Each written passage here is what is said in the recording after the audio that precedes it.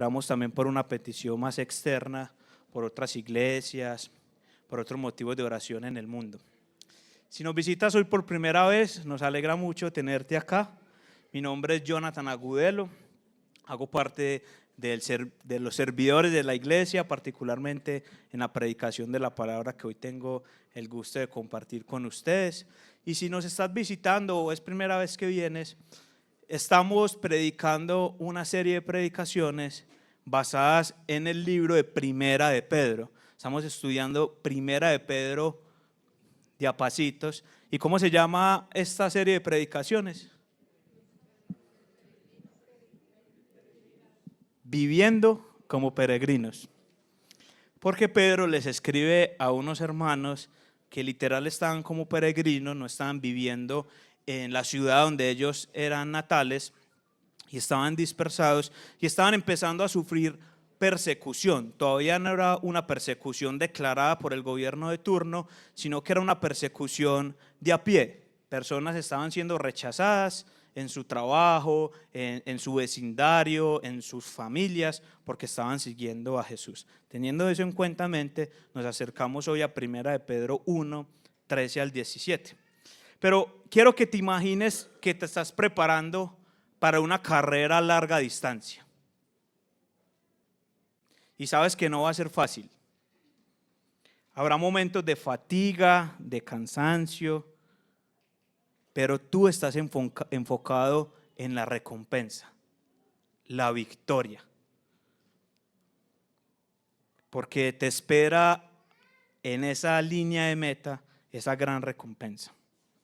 Y esa imagen en la recompensa te da fuerza, te da propósito. Pero sin embargo, no solamente estás corriendo porque te espera un premio, sino porque tú has adoptado una nueva identidad. Eres un atleta disciplinado y comprometido. Y ahora vives como tal, como un atleta. ¿Y cómo debe vivir un atleta firme y comprometido? Entrenando, una dieta balanceada, disciplina. Pero ¿qué pasa cuando la carrera se vuelve difícil? Cuando en medio del esfuerzo te enfrentas con una lesión, de pronto te vas a empezar a cuestionar si vale la pena seguir corriendo. Y yo quiero que con esto en mente puedas pensar cuál sería esa prueba, esa dificultad que te haga hasta pensar, dudar de la fe que tienes. Y este es un escenario que muchos cristianos están enfrentando o han enfrentado, igual que los creyentes de Primera de Pedro, porque como estaban siendo rechazados, ellos estaban siendo tentados aún a volver a sus antiguas andanzas y dejar a Cristo.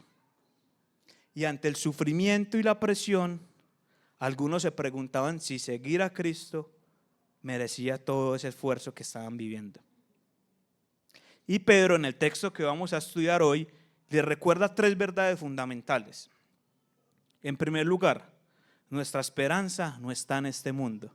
Y lo vimos en la última predicación hace 15 días, porque hace 8 días hicimos una pausa, tuvimos a Felipe Webb. Y esa esperanza que no está acá, y por eso somos peregrinos. Pero en segundo lugar, le recuerda que ahora somos hijos de Dios. Hemos adoptado una nueva identidad. Y por último, le recuerda algo hermoso, que nosotros hemos sido redimidos por la preciosa sangre de Jesús. Y es que Pedro se preocupa mucho, no solamente él, Pablo también, y Santiago también, se preocupa mucho por la moral, por la vida moral que los creyentes deben vivir de acuerdo a esa nueva identidad que tienen. Y eso es lo que usa para darles ánimo. Y yo no sé si tú estás pasando por alguna situación, esa situación que de pronto te haga dudar acerca de tu fe, ¿qué esperarías que un apóstol de Jesús te dijera? Tal vez esperarías que te animara más en la fe, en la misericordia de Dios, pero lo que Pedro perdona hacia acá, es darles unas instrucciones de cómo vivir. Y se va a referir mucho a la santidad. Por eso es que yo he titulado esta predicación Ciudadanos del Cielo, instrucciones para peregrinos con esperanza. Y vamos a ver 3 instrucciones que el Señor nos da por medio de Pedro para vivir en este mundo caído, que no es nuestro hogar. ¿Qué tal si oramos antes de acercarnos a la palabra de Dios? Padre, gracias por tu inmensa misericordia, porque una vez más nos permites reunirnos para alabarte en comunidad, para adorarte, y como siempre te lo digo, gracias porque en esta misma iglesia habemos personas de diferentes ciudades, hoy de diferentes países, de diferentes estratos sociales, educación, de diferentes estilos de crianza, pero nos estamos reuniendo hoy con una unidad, tu preciosa sangre. Hoy nos reunimos porque tu evangelio nos ha rescatado. Algunos vienen a visitarnos porque tal vez quieren unirse a esta tu familia. Pero gracias porque eso solamente es el reflejo de algo que vamos a vivir, como nos recuerda Apocalipsis. Personas de toda lengua, tribu y nación se reunirán para adorarte y tú estarás en medio de todos nosotros. Hoy estamos reflejando también eso. Y también hoy recordamos con cada canción, con cada oración, aun cuando compartimos alrededor de un café, recordando que tú moriste por nosotros. Ayúdanos a ver esto, ayúdanos a examinar nuestro corazón, a reflexionar, a arrepentirnos a través de tu palabra. En el nombre de Jesús, amén. Vamos entonces a leer Primera de Pedro, capítulo 1, versículos 13 al 21. Lo voy a leer completo, pero vamos a estar desmenuzándolo. Por tanto, preparen su entendimiento para la acción. Sean sobrios en espíritu, pongan su esperanza completamente en la gracia que se les traerá en la revelación de Jesucristo. Como hijos obedientes, no se conformen a los deseos que antes tenían en su ignorancia, sino que así como aquel que los llamó es santo, así también sean ustedes santos en toda su manera de vivir. Porque escrito está, sean santos porque yo soy santo. Y si invocan como Padre aquel que imparcialmente juzga según la obra de cada uno, condúzcanse con temor durante el tiempo de su peregrinación. Ustedes saben que no fueron redimidos de su vana manera de vivir heredada de sus padres, con cosas perecederas como oro o plata, sino que con sangre preciosa, como de un cordero sin tacha y sin mancha, la sangre de Cristo. Porque Él estaba preparado desde antes de la fundación del mundo, pero se ha manifestado en estos últimos tiempos por amor a ustedes. Por medio de Él son creyentes en Dios, que lo resucitó entre los muertos y le dio gloria, de manera que la fe y esperanza de ustedes sean en Dios. Pedro comienza con un por tanto. Gracias, Sergio.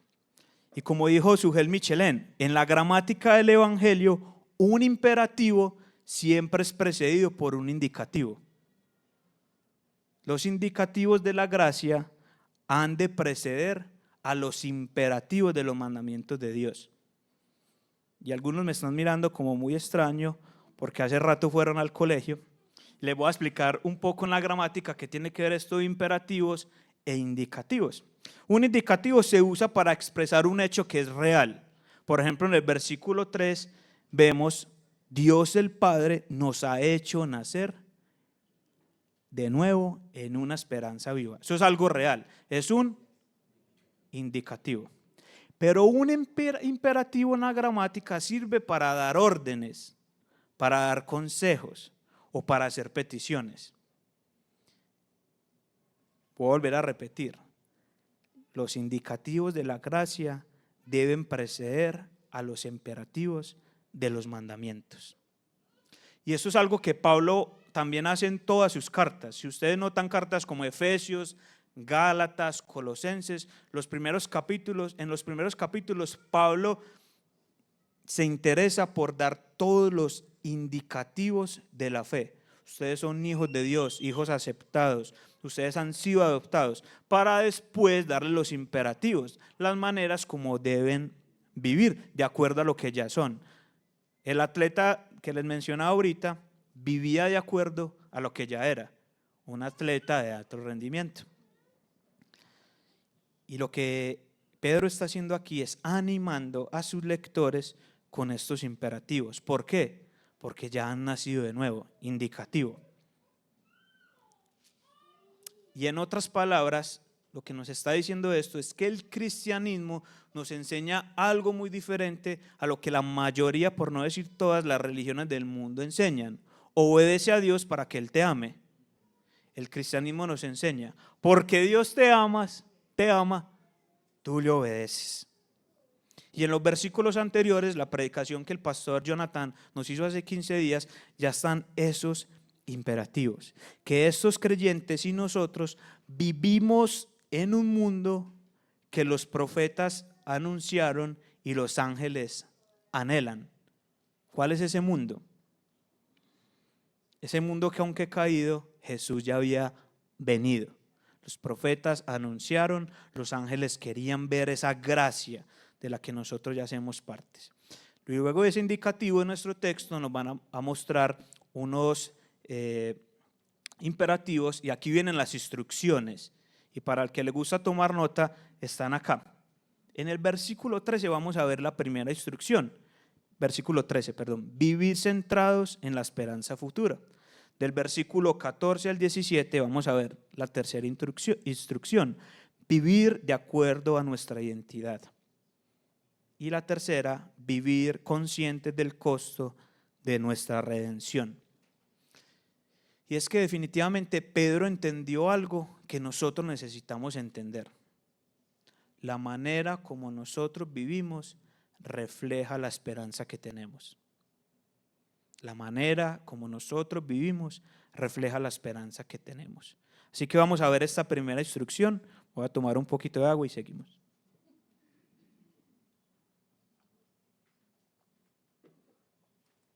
Vivir centrados en la esperanza futura.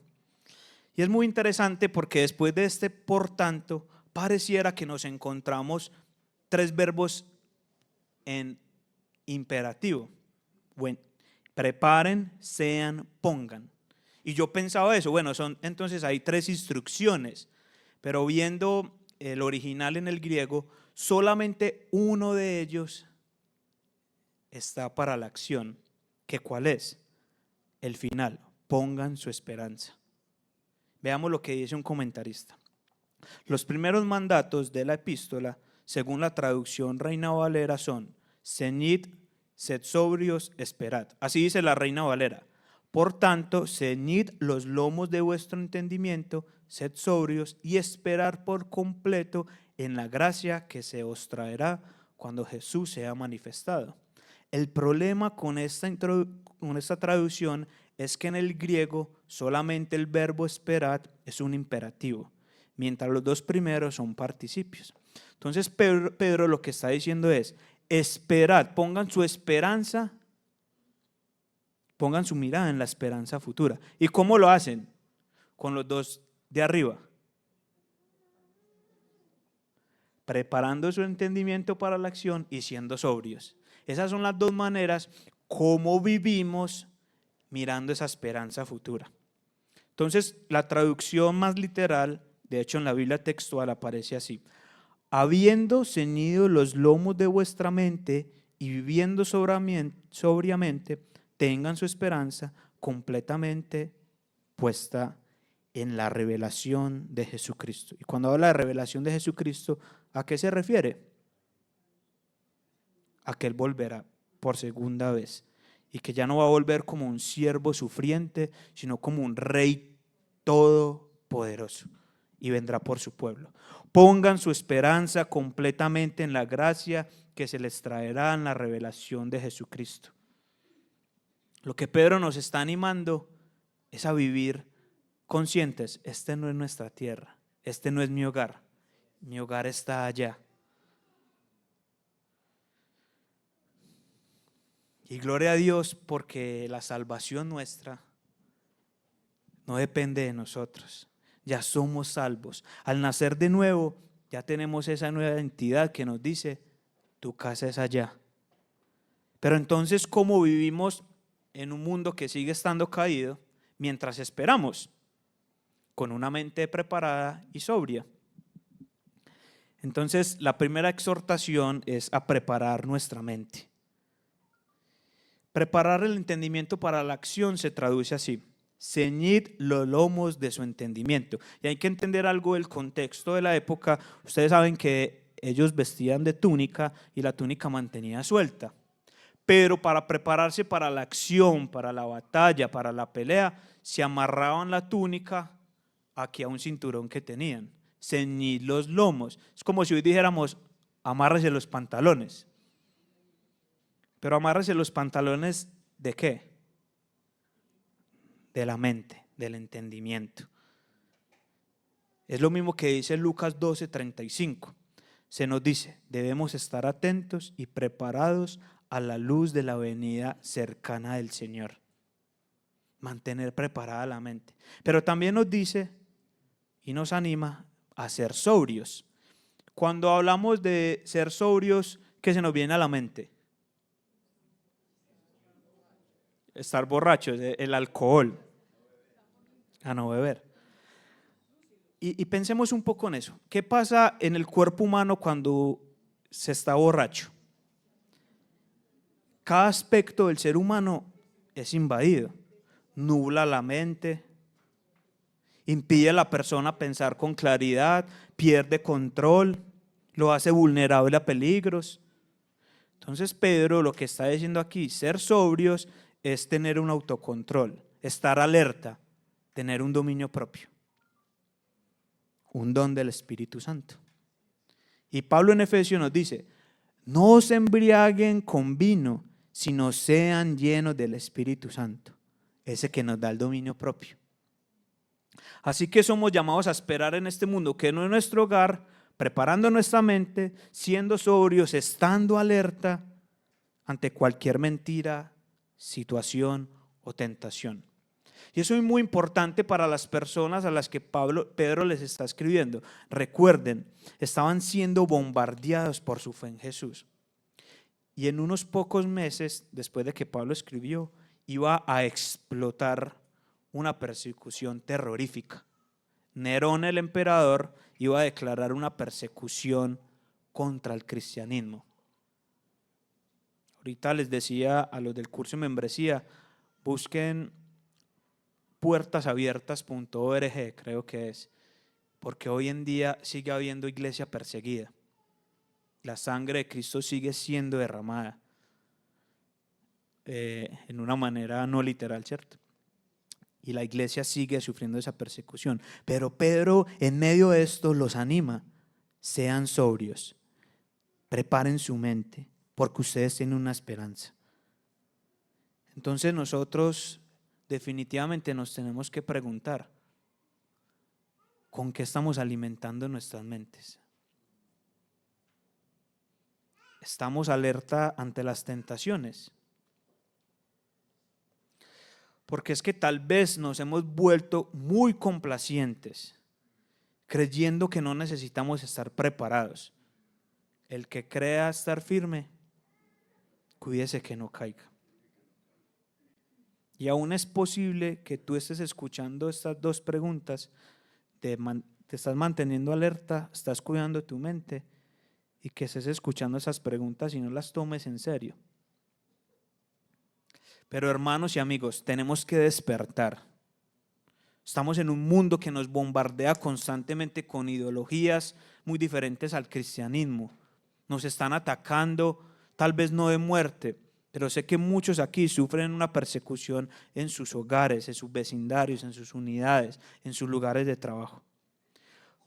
Y es por eso que con este texto yo quiero proponerles unas maneras de cómo mantener nuestra mente preparada, cómo mantenernos sobrios, para que veamos ahí. Y aquí les tengo unas propuestas.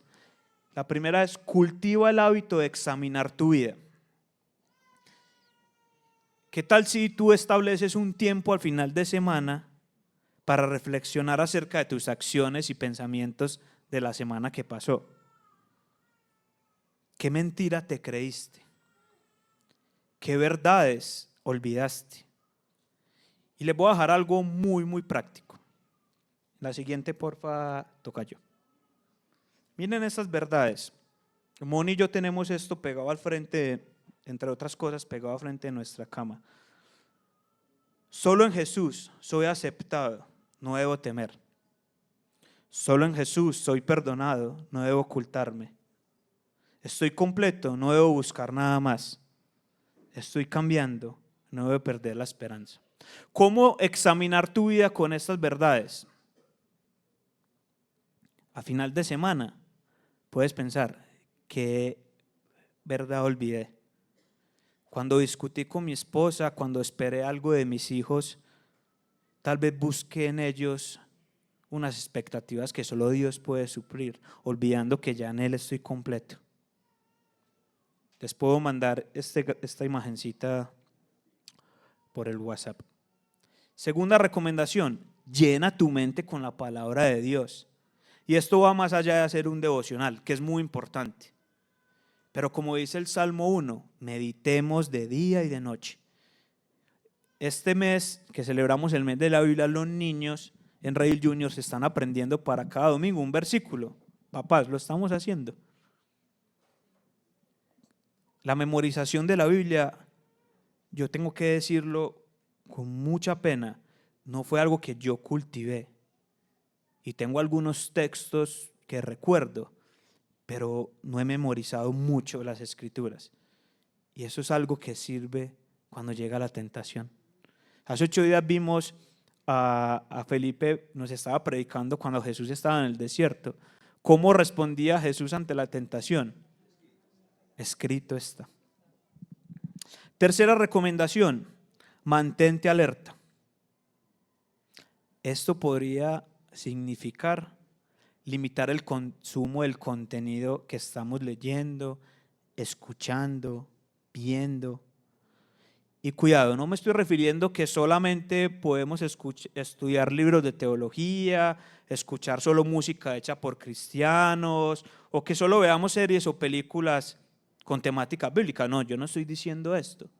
Pero sí creo que tenemos que desintoxicarnos un poco de lo que vemos y escuchamos.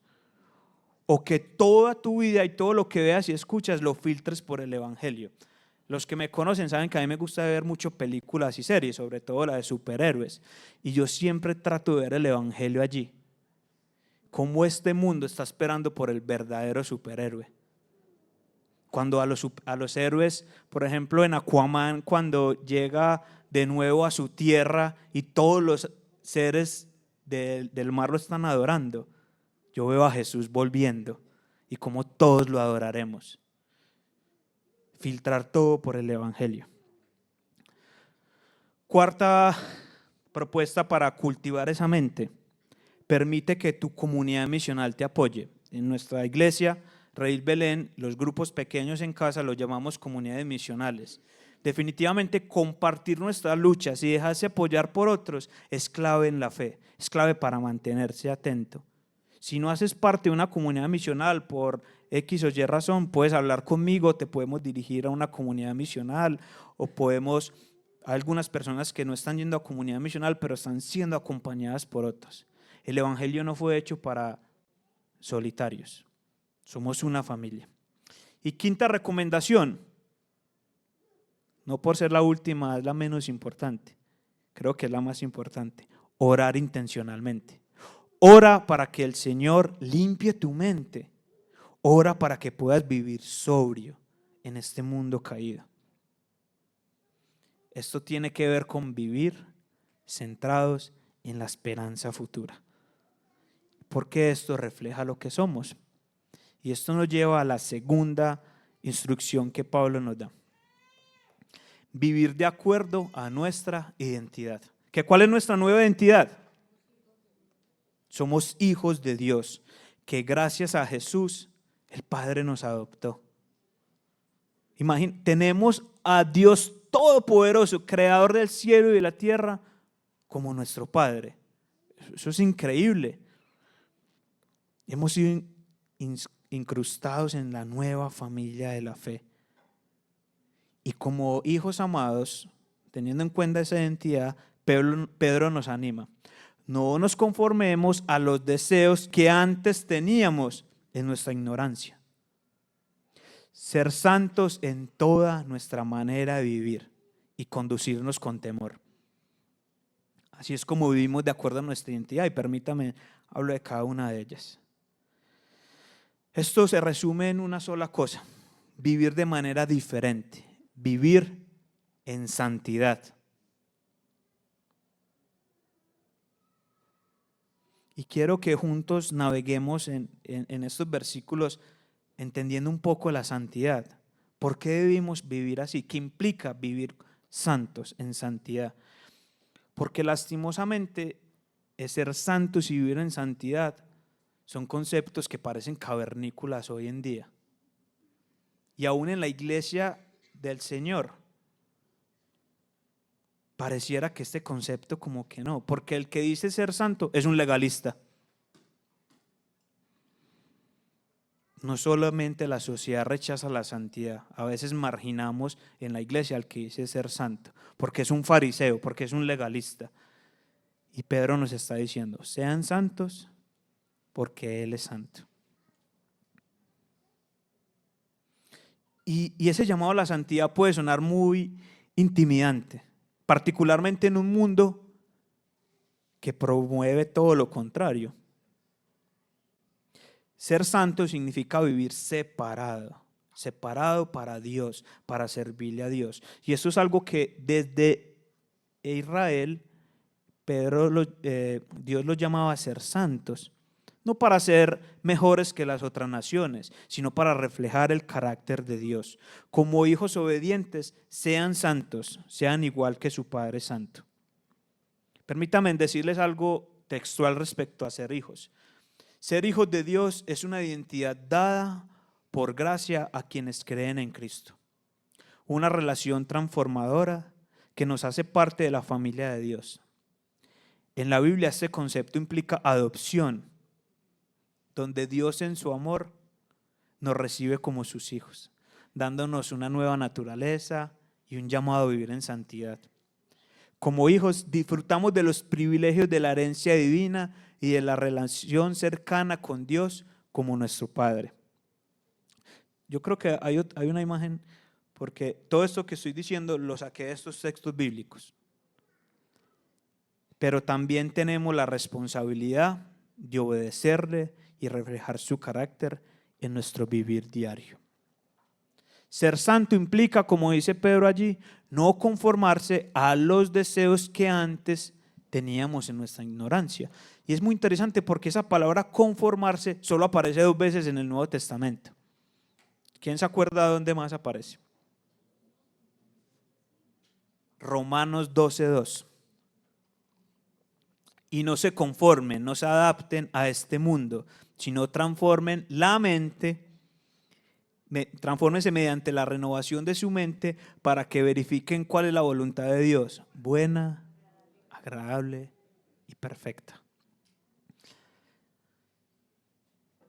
Y este conformarse no solamente es no te asemejes exteriormente, sino toma la forma de algo. Este conformarse o no conformarse es identificarse como hijo de Dios. Y a causa de ese cambio radical que ocurrió en nuestro nacimiento de nuevo, nuestra conversión, como lo llaman algunos teólogos, Pedro es que llama a estos hermanos: adopten una nueva identidad, o más bien vivan de acuerdo a esa nueva identidad. No se amoldeen a lo que estaban viviendo. Recordemos que en esa época habían prácticas culturales muy fuertes. Adoraban a la diosa Venus y a muchos otros dioses. Había una prostitución sagrada para los romanos. La glotonería, la inmoralidad sexual era muy dada en la época. ¿No les parece que se parece mucho a lo que vivimos hoy en día? Una sociedad, una cultura que promueve el hedonismo, la búsqueda del placer a todo costo, o celebra demasiado lo inmoral. Estamos llamados a ser diferentes. Y aunque los dioses han cambiado, hoy en día no se adora a Venus, no adora al que sí, pero se adora esto que les digo del hedonismo, de la búsqueda del placer. Estos dioses han cambiado, pero el corazón humano se sigue inclinando a esos deseos. Es como cuando un carro está desbalanceado, que usted suelta la cabrilla y así es nuestro corazón. Pero ya somos hijos de Dios. Él ya organizó, no conozco de mecánica, lo que se le organiza a los carros para que se vuelva a balancear.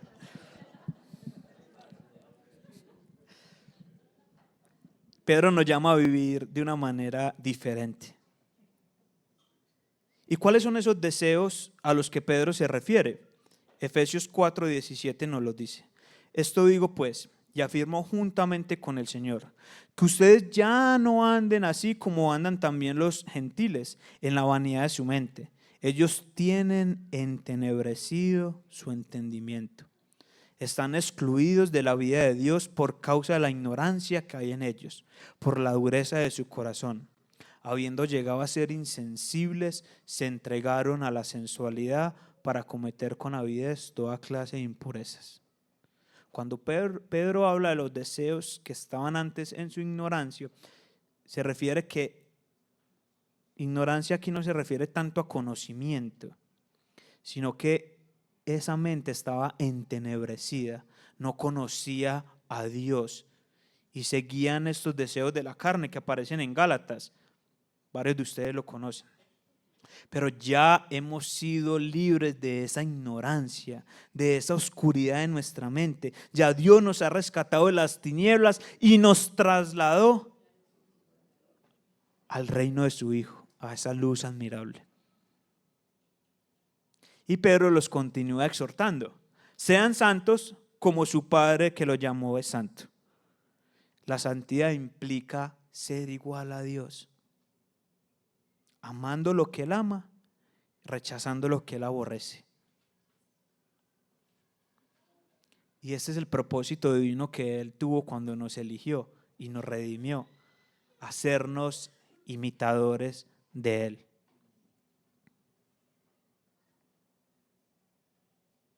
Somos hijos hechos a su imagen y semejanza. Como dice ese refrán, de tal palo, tal astilla. Eso es lo que tienen que decir de nosotros. Hijo de tigre sale pintado. Eso es lo que tienen que decir de nosotros respecto a Dios, que somos iguales a Él. Y muchos teólogos han llegado a la conclusión que la santidad es ese atributo de Dios que trasciende todos los otros atributos. Les voy a leer un libro que les recomiendo, Atributos de Dios. Cuando habla acerca de la santidad dice: esta excelencia es resaltada por encima de la santidad, por encima de todas sus otras perfecciones, y por tanto es la gloria de todos los demás atributos. Tal como la santidad es la gloria de la deidad, así también es la gloria de toda perfección de la deidad. Tal como su poder es la fuerza de sus atributos, asimismo su santidad es la belleza de sus atributos. Y en la manera en que todos esos atributos serían débiles sin su omnipotencia, así también les faltaría belleza si no estuviera la santidad para adornarlos. Si este atributo de la santidad se mancillara, todo el resto respecto a Dios perdería su honor. De la misma manera que el mismo instante que el sol pierda su luz, perdería también su calor, su fuerza, su virtud generadora y vivificante. Así Dios perdería todo si no fuera santo. Como la sinceridad es el brillo de toda gracia en un cristiano, la pureza es el esplendor de cada atributo de Dios. Su justicia es una justicia santa, su sabiduría es una sabiduría santa y su poder es su santo brazo. Esto aparece en un salmo. Su verdad o promesa es una santa palabra. Su nombre, el cual significa todos sus atributos en conjunto, es un santo nombre. Esta hermosa santidad es la que nosotros estamos llamados a reflejar. Y esto no es algo que podamos lograr con nuestra propia fuerza, ¿cierto? Necesitamos que la obra del Espíritu Santo en nuestras vidas. Y Romanos 8:13 nos recuerda que si vivimos por el Espíritu, hacemos morir las obras de la carne. Así como el agricultor espera que es Dios el que por medio del sol y la lluvia hace crecer lo que él está sembrando, pero él trabaja y suplica. Así Dios nos ha dado la oración, la palabra, otros hermanos, para seguir confiando en que Él da el crecimiento, que es la santidad. Pero como dice Filipenses 2:12 y 13, Él pone tanto el querer como el hacer. Y el objetivo de la santidad es agradar a Dios. Romanos 12:1 nos insta a presentar nuestros cuerpos como sacrificio vivo, santo y agradable, como nuestro culto racional. Y aunque sí, luchamos con debilidades, luchamos contra el pecado, Dios se agrada de vernos luchar por vivir en santidad. En Colosenses, Pablo nos anima que debemos andar dignos del Señor. Y esto nos motiva a avanzar en esa santidad. Además, agradar a Dios nos permite, además, ser santos nos permite demostrar a Dios mejor en el mundo. Primera de Pedro nos va a decir más adelante en el capítulo 2 que somos llamados a ser un linaje escogido, real sacerdocio, nación santa, pueblo adquirido por Dios, con el propósito de anunciar sus virtudes. ¿Y cómo se anuncian? Siendo santos. También compartiendo el evangelio, siendo santos. Un cristiano debe ser un testigo de la transformación que Cristo ha hecho en su vida. Y yo sé que tú hoy puedes mirar hacia atrás y ver tu yo del pasado. Y hay mucho fruto que has venido dando. Y estoy seguro, si el Espíritu Santo está en ti, que puedes hablar con ese yo del futuro y verlo luchando con cosas muy diferentes, o ni siquiera luchando con cosas que hoy luchas, con tentaciones que hoy tienes, porque el Espíritu Santo hace esa obra.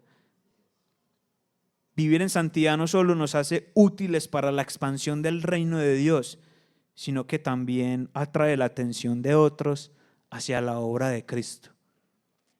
Hace poquito escuchaba un testimonio en una iglesia de una pareja que ya es parte de la iglesia, pero se casaron antes de conocer al Señor y el hombre era muy infiel, siempre lo había sido. Cuando su esposa llegó al Señor primero, o más bien el Señor la trajo primero a él, esta mujer piadosamente vivió con ese esposo que la engañaba. Y ese esposo un día la invitó a comer y le dijo: mira, yo tengo un amante y quiero dejarla. Y quiero que tú me ayudes a dejarla. Y quiero luchar contigo. Porque es que tú tienes algo que yo quiero. Porque nadie en su uso de razón vive con un perro como yo. Así dijo textual el pastor que los acompaña. La obra de Cristo en esa mujer hizo que este hombre se arrepintiera y llegara a los pies de Jesús. Pero la santidad también trae gozo y felicidad. Ustedes tenían esto en cuenta, que la santidad nos trae gozo. En Juan 15 Jesús dice: si guardan mis mandamientos, permanecen en mi amor, lo que resulta en un gozo para ustedes. Y el Salmo 19:8 dice: los mandamientos de Jehová son rectos, que alegran el corazón. La santidad nos lleva a ese gozo de la esperanza futura. Como dijo C.S. Lewis, el que escribió los libros de las crónicas de Narnia, la santidad no es aburrida, sino irresistible, y es a través de ella que encontramos el gozo verdadero. Los papás, cuando le decimos a los niños: no hagas esto, es por su bien, para que estén gozosos. Dios nos exhorta a ser santos como Él. Bienaventurados los de limpio corazón, pues ellos verán a Dios. La santidad tiene que ver con gozo. La santidad no es para tú vivir amargado, legalista, como un fariseo. Es para vivir gozoso, porque está reflejando la obra que se está haciendo en ti. ¿Cuál es el propósito fin del ser humano? Disfrutar de Dios y gozar para siempre de Él. En la santidad encontramos el gozo. Y para aquellos que tal vez no se han arrepentido de sus pecados y no han venido a Cristo, la invitación es: ven y no busques a Dios para que Él te haga feliz, pero te voy a asegurar que al reconciliarte con Él y al adorarle, vas a hallar la verdadera felicidad y el gozo pleno, aún en medio de los sufrimientos. Y Pedro, antes de pasar a la siguiente instrucción, finaliza este llamado a la santidad recordando que nuestro Padre también es juez. Versículo 17: y se invocan como Padre aquel que imparcialmente juzga según la obra de cada uno, condúzcanse con temor durante el tiempo de su peregrinación. Tenemos que recordar que algún día ese Padre también va a estar sentado en su trono haciendo un juicio por todas nuestras obras. Y Pedro nos acaba de animar a esperar esa esperanza futura, pero tenemos que recordar que ese día también habrá un juicio, y esto nos llama a temer a Dios. Pero ¿cómo así? No, pues que la salvación es por gracia. Sí, es por gracia, es por la obra de Jesús, pero la palabra está muy clara que ese día habrá un juicio final. Ya que hay una preocupación muy clara que Pedro tenía y nosotros tenemos que poner cuidado. Hemos hecho a un Dios con D pequeña, domesticado, que podemos vivir como queramos porque Él nos acepta. Dice Juan Sánchez en el libro Pedro para ti, son muy buenos comentarios esa serie para ti. Él es un Dios que salva porque Él es un Dios que juzga. Él puede ser un Dios que salva porque es un Dios que gobierna. No disfrutaremos vivir con el amor de Dios a menos que también vivamos con temor correcto de Dios. Creo, mis hermanos y amigos, que hemos hecho un Dios a nuestra imagen y semejanza. Y hemos tergiversado esa frase: Dios es amor. Y sí, Dios es amor, pero porque es amor, odia el pecado. Nosotros amamos a los niños y honramos toda la vida porque tienen la imagen de Dios. Odiamos el aborto. Amamos el matrimonio y al igual que Dios, aborrecemos el divorcio. Mientras vivamos en este mundo que no es nuestro hogar, hemos sido llamados a vivir en santidad, a conducirnos con temor, con reverencia, porque aquel que es padre también es juez. Dios le dijo a Moisés en Éxodo: no podrás ver mi rostro, porque nadie puede verme y seguir con vida. O no sé si recuerdan al papá de Sansón cuando ofreció un sacrificio y entendió que vio al Señor. Le dijo a su esposa en Jueces: ciertamente moriremos porque hemos visto a Dios. Dios es un Dios santo, puro, y para acercarnos a Él, como vamos a ver más adelante, solo podía existir una persona para acercarnos a Él. Pero el temor a Dios no solamente es un concepto del Antiguo Testamento. La iglesia en Hechos vivía con el temor del Señor. O si no, vaya, dígale a la parejita de esposos que murieron por robarle al Señor.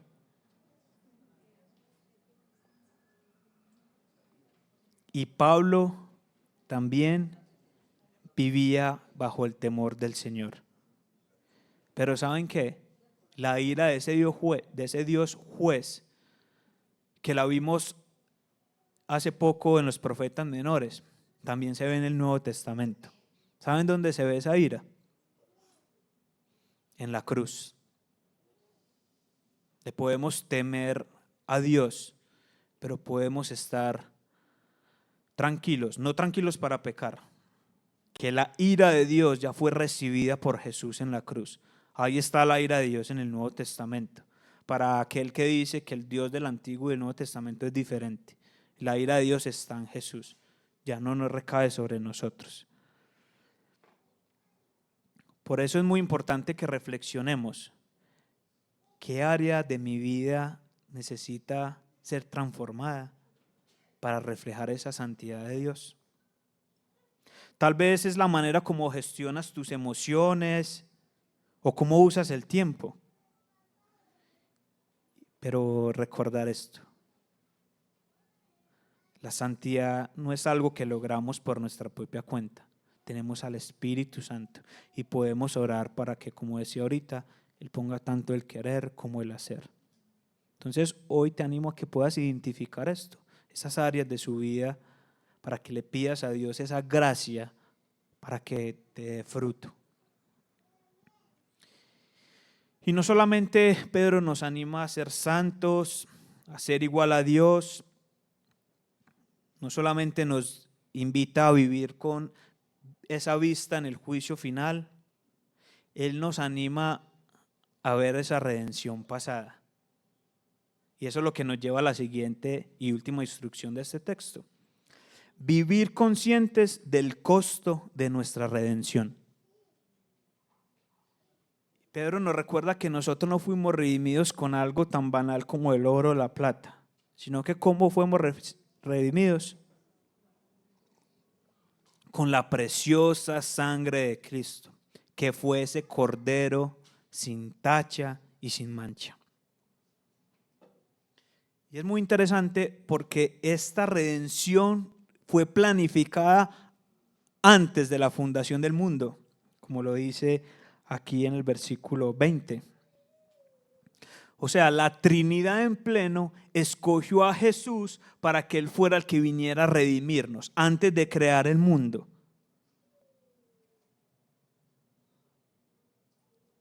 Y eso nos tiene que llevar a pensar que no es una casualidad que nosotros estemos acá adorando a Dios y escuchando su palabra.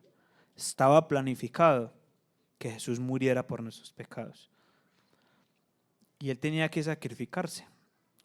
Recordemos el sistema sacrificial por allá en Levíticos. ¿Cómo tenían que ser los animales? Perfectos, sin defectos.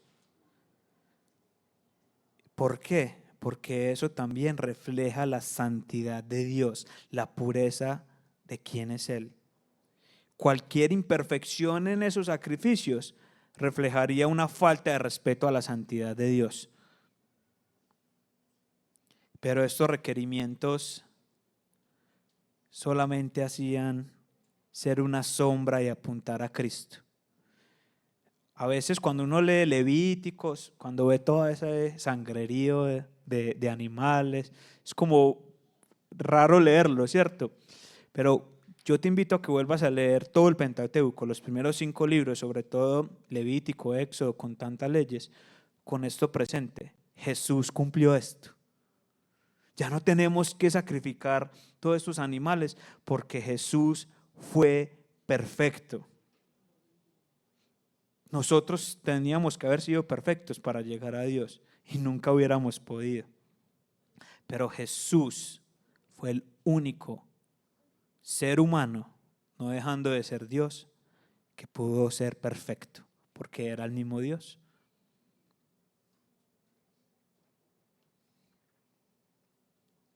Efesios 1:4 nos dice que hemos sido escogidos antes de la fundación del mundo.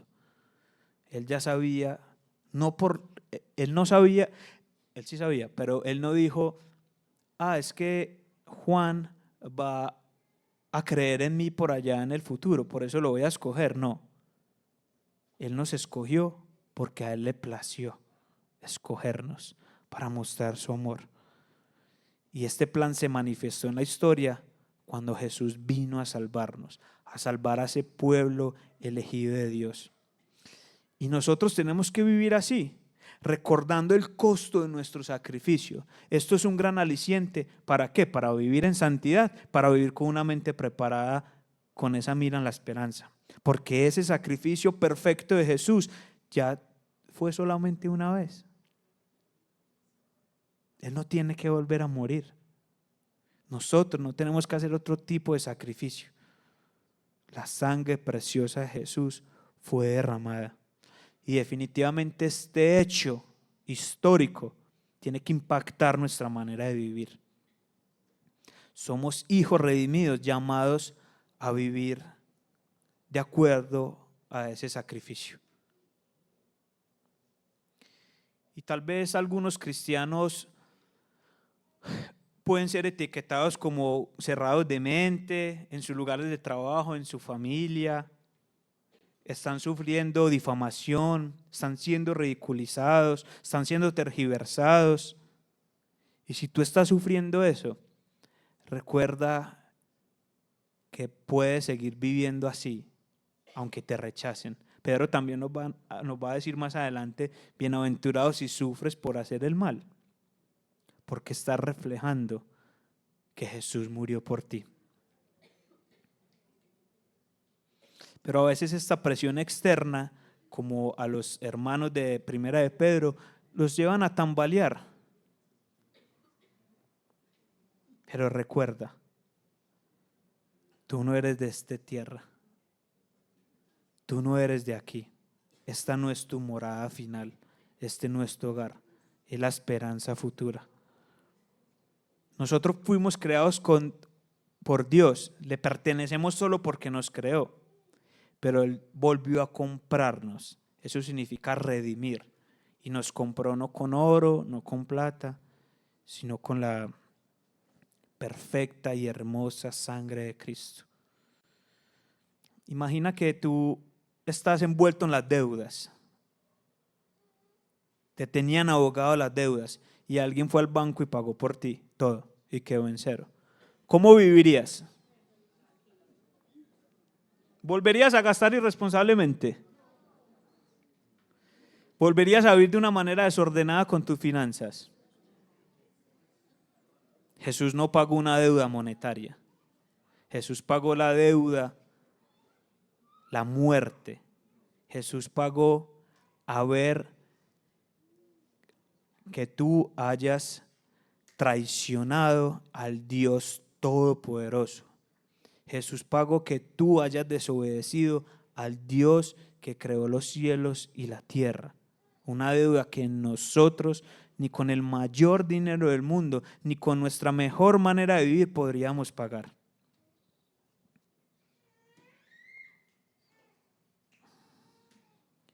Porque Cristo, mis hermanos, mis amigos, es el único camino, la verdad y la vida. Y nadie llega al Padre sino por Él. Y esa es una gran invitación. Vive pensando en eso. Vive pensando en ese sacrificio donde se entregó la preciosa sangre de Cristo. Entonces pensemos cómo nuestra manera de vivir puede reflejar que hemos sido redimidos. Y aquí les doy algunas ideas. Amar a los demás como Cristo te amó. Huir del pecado y buscar la justicia. Rechazar algunos, perdón la expresión, chanchullos en tu trabajo. Rechazar pagos bajo cuerda. Ser embajadores de ese amor redentor en el mundo, como individuos, como comunidad. La redención implicó la muerte de Jesús. Dejemos que nuestra vida lo refleje. Conclusión. Ante un mundo caído y hostil del cristianismo, Pedro nos ha dejado 3 instrucciones para vivir en este mundo que no es nuestro, como ciudadanos del reino, esperanzados en este peregrinaje. Nos dijo, vivir centrados en la esperanza futura. Esto significa que debemos estar alertas y listos para enfrentar dificultades, tentaciones, mentiras, recordando que nuestra esperanza está anclada en las promesas de Dios. Segundo, nos animó a vivir de acuerdo a nuestra identidad.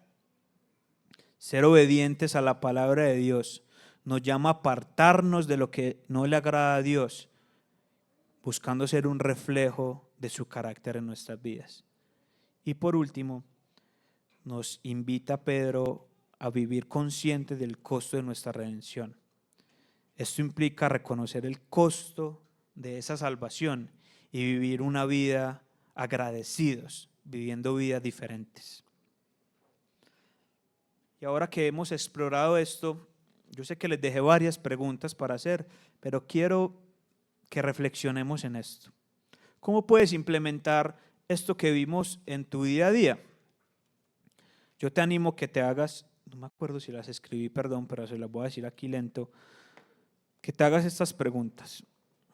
¿Cómo puedo estar más alerta y centrado en la esperanza que tengo en Cristo? ¿Cómo puedo estar más alerta y sentado en la esperanza que tengo en Cristo?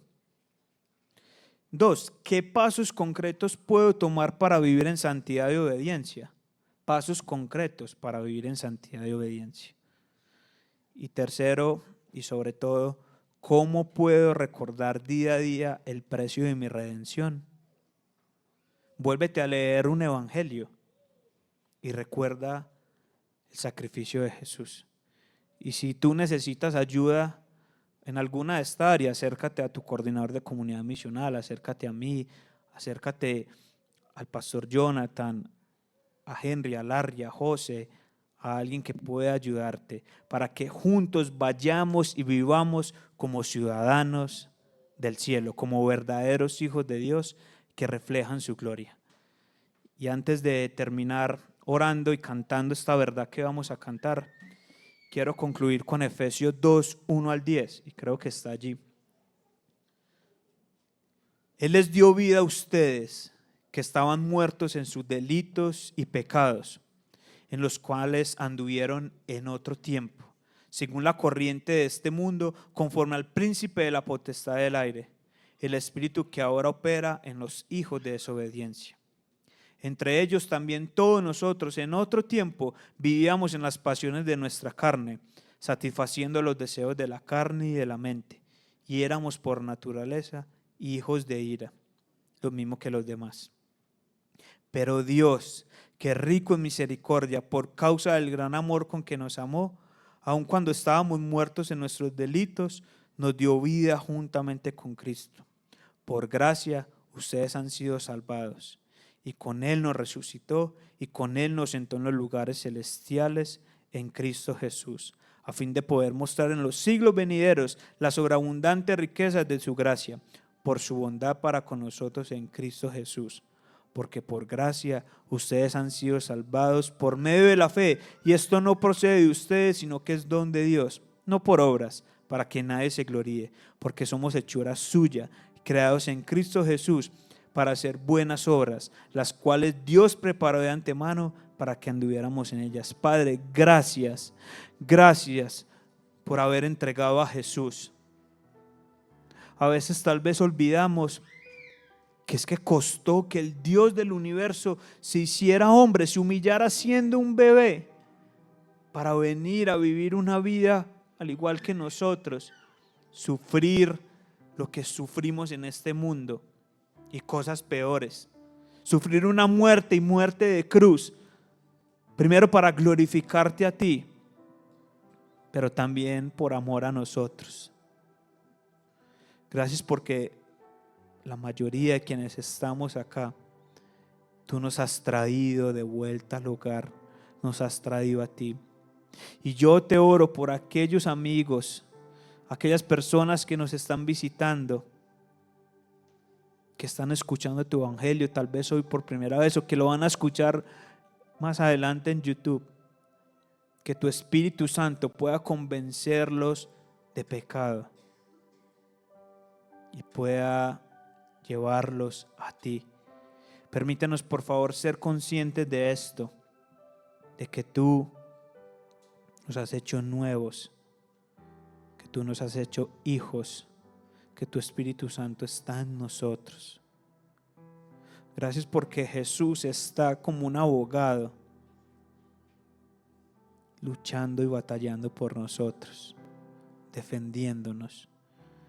Nada ni nadie nos puede arrebatar del amor de Jesús, porque aún Jesús nos sigue sosteniendo a través de la predicación de su palabra, a través de la oración, a través de el consejo amoroso de otro hermano. Permítenos recordar que tú nos sostienes en medio de cualquier aflicción, dificultad, y que tú mismo que nos animas, o más bien que nos exiges ser santos, tú mismo nos das al Espíritu Santo que nos santifica. Tú nos das los recursos para ello. Te pedimos perdón si no lo hemos reflejado. Gracias por Jesús. Amén.